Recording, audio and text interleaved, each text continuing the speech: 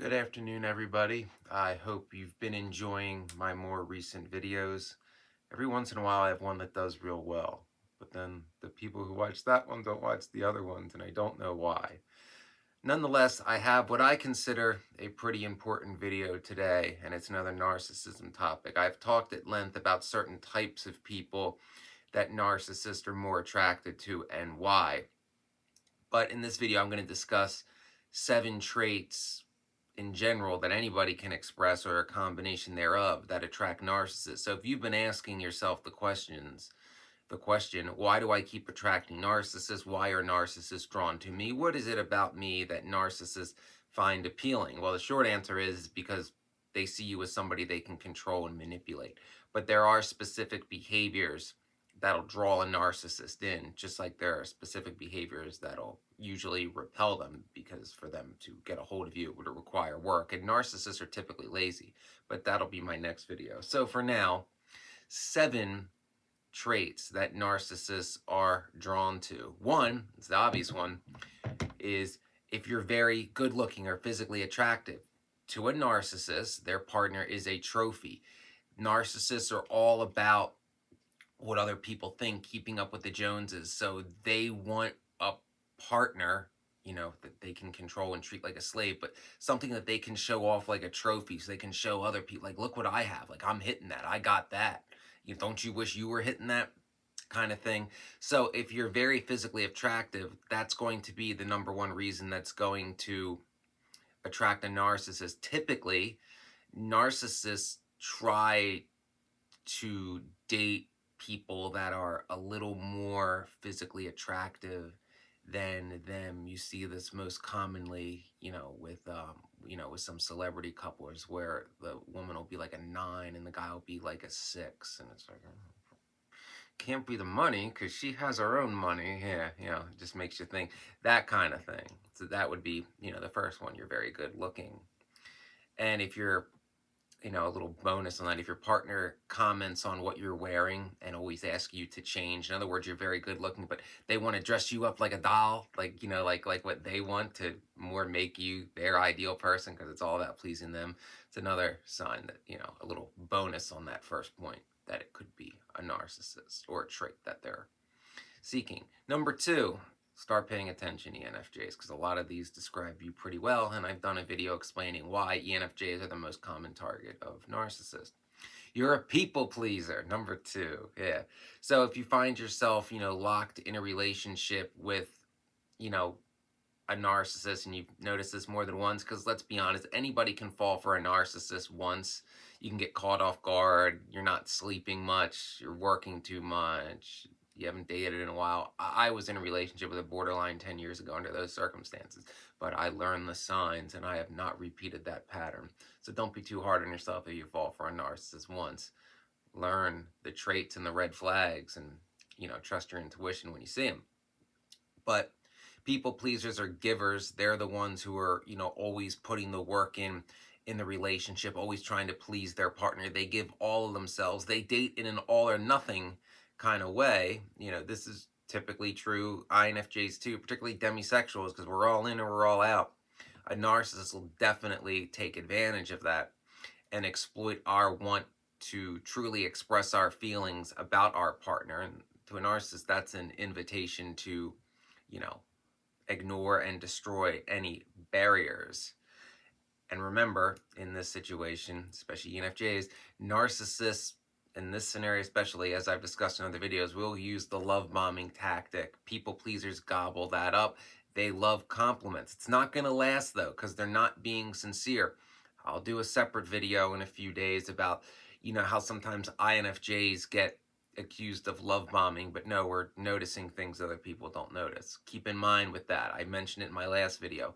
A narcissist, a love bomb. Keep in mind if all those compliments are very vague and general, like they're not specifically describing you, they're describing somebody like you in a vague, general way. Like the kind of compliments they could pretty much say to any girl, you know what I mean?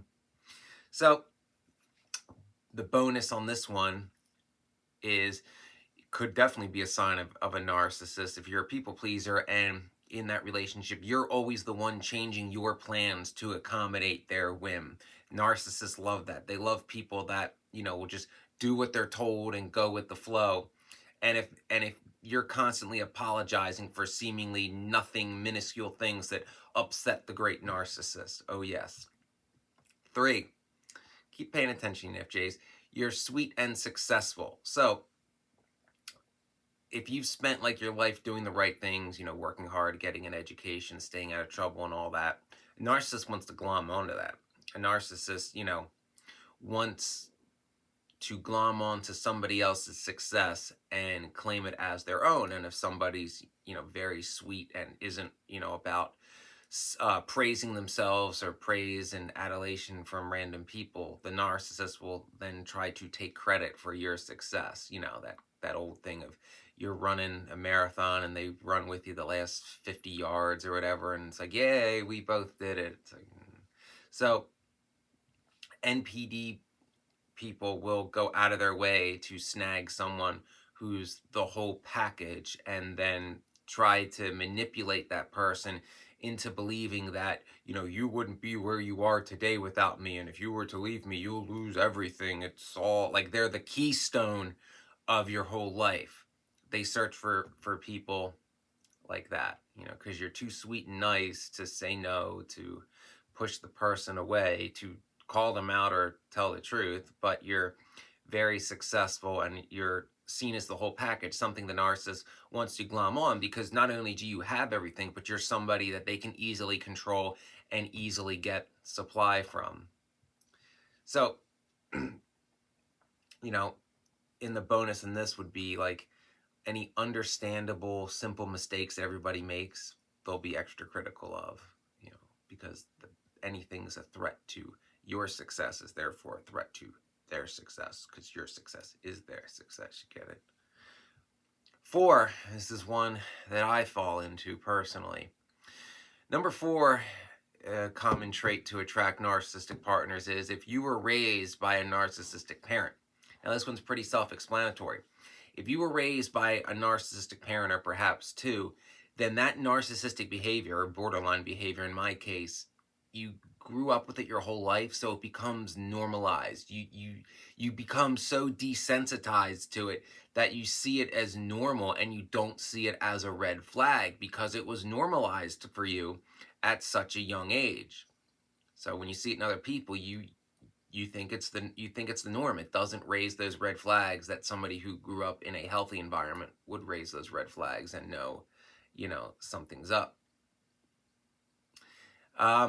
The bonus on this one is you're going to be overcritical of your own narcissistic tendencies because, well, the fact is everybody has narcissistic tendencies to some degree.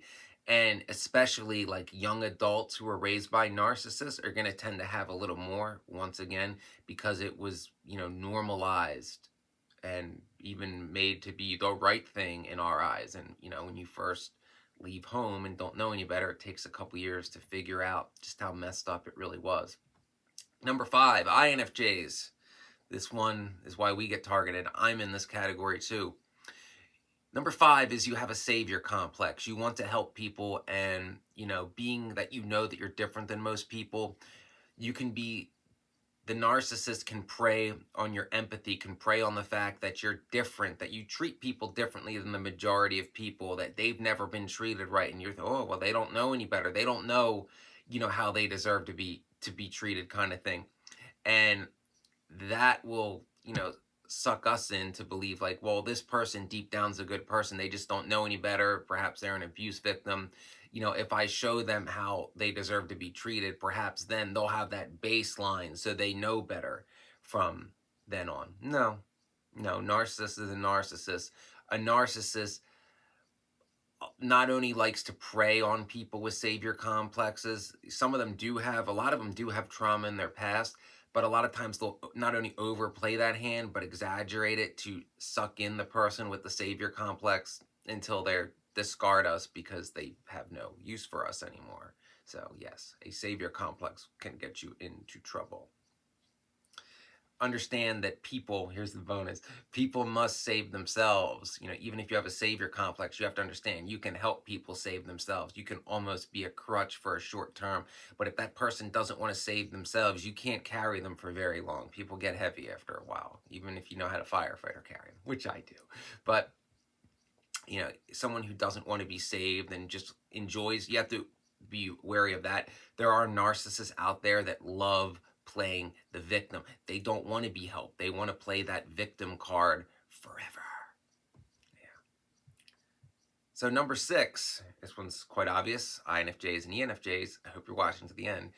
If you're empathic, I've mentioned it before, narcissists love to weaponize empaths, because not only is an empath going to feel sorry for the narcissist playing the victim game, a lot of times empaths have trouble setting boundaries and saying no, but also empaths make the best enablers for the narcissist. So what more can a narcissist hope for if their partner is not only empathetic and easy to control, but also the perfect enabler for any of that target's friends or family that may call the narcissist out? To have the person you're abusing as your main target defend you, that's like gold, platinum for a narcissist. So yes, empaths are often targeted by narcissists.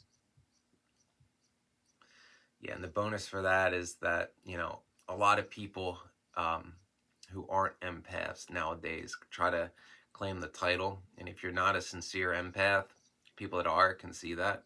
But you will attract, you'll attract more narcissists if you're a fake empath, which I don't think anybody wants to attract more narcissists. And number 7, you're codependent. A lot of people that become codependent attract narcissists because most narcissists themselves are codependent. And codependency can first manifest as you being extremely sweet and generous, but also being needy at the same time. So the narcissist will play off that. So you're generous, you're sweet, you have no boundaries. Great, great, great, great, great. But then the narcissist is going to come in and be like, well, you need me, you'd be nothing. You know, the normal narcissist game. But for some people, especially empaths, that'll get in their head. And now there's a codependency to where the empath thinks they need the narcissist to maintain the standard of life they have. And without the narcissist, it'll go down. So as much as they're being abused and want to get out of the relationship, they think they'll hit rock bottom without that narcissist. And they do that whole, you know, the devil you know kind of thing. So, yeah, I think I have a bonus for this one. Yeah. If you're codependent with a narcissist, you should probably seriously consider professional psychiatric help to break those thought patterns and habits that lead you to believe you need someone who's abusing you. So I hope that was helpful. Those are 7 traits that attract narcissists. If you display any or a combination of these 7 traits, you should perhaps be honest with yourself about those traits and explore them, you know, deeply, and perhaps that'll help you get to the bottom of why you keep attracting narcissistic people. And also listen to your intuition about someone if they're displaying narcissistic tendencies when you're getting to know them. Don't ignore red flags no matter how much money they have. And you should be able to break the pattern. Remember, especially if you're an intuitive, if you notice patterns, there's probably something to it. And you shouldn't ignore it no matter who's trying to get in your ear and telling you to go with the flow. Because how many times has somebody told you to ignore your intuition? And how many times has that ended poorly? So I hope that was helpful. Please check out my other videos, like and subscribe, you know, comment below. I'm pretty good at answering comments. Send a super thanks if you think, you know, any video exceptionally helpful. And I'll see you in the next one.